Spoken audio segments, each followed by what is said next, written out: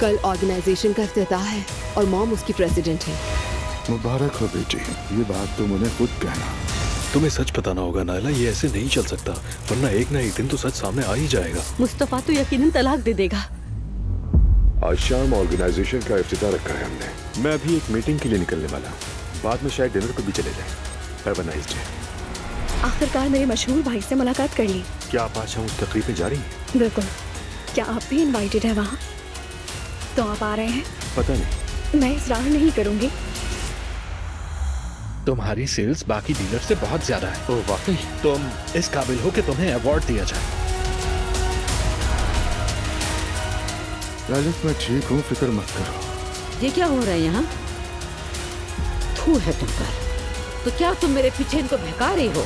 क्या हो रहा है? क्यों शोर मचा रहे हैं आप लोग? जो चुपके से तुम्हारे बाबा की एलिफ से बात करवाती है।